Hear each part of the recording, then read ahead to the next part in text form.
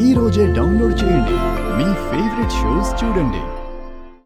ఎక్కడికి? Xerox shop వరకు వెళ్తున్నాను. కొన్ని ప్రింట్అవుట్స్ కావాలి. 2 నిమిషాలు మాట్లాడొచ్చా? మాట్లాడు. సరే, అలా కాఫీ షాప్కి వెళ్దామా? వద్దులే, ఇక్కడే మాట్లాడు. మీ అక్క నిన్నంత అర్జెంటుగా తీసుకెళ్ళిపోయింది. ఎక్కడికి తీసుకెళ్ళింది? అసలు ఏం జరిగింది అవని? నా అత్తగారింటికి. ఎందుకు? నా భర్త నన్ను దూరం పెట్టడమే కాకుండా మరో అడుగు ముందుకు వేస్తున్నాడు. ఏం చేయబోతున్నాడు? మరో పెళ్లికి సిద్ధమయ్యాడు.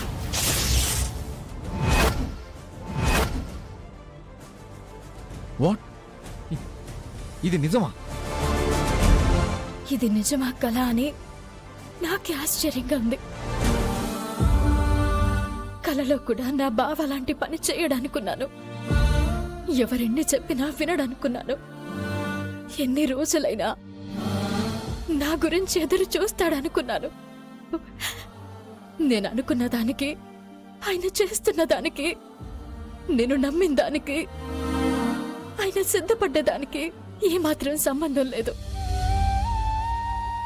అందుకే సంబంధాలు చూసుకుంటున్నారు.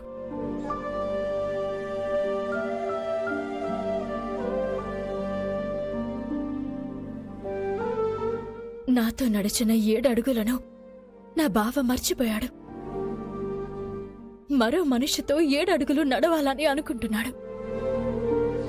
కొంగుముడిని విప్పుకుని మరో స్త్రీతో కొంగుముడి వేసుకోవాలని అనుకుంటున్నాడు. 3 ముళ్ళు అంటే అనన్య స్నిగ్ధత, అనన్య భోగత, అనన్య రక్షత అంటారు. ఆ 3 ముళ్లను మరో ఆడదాని మెడలో కట్టాలని అనుకుంటున్నాడు. తాళిని తీయను అని చెప్పొచ్చాను. ఎందుకంటే ఈ తాళిలో తన ప్రాణం ఉంది. ఆ ప్రాణానికి ఏదైనా అయితే నా ప్రాణం పోతుంది.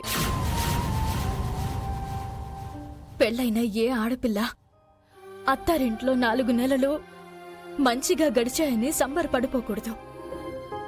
అలా సంతోషపడిపోతే ఇదిగో నాకు పట్టిన గతే పడుతుంది. ఏ బంధమైనా విడిపోతుంది గాని తాళి బంధం విడిపోదని శాస్త్రాలు బోధిస్తాయి.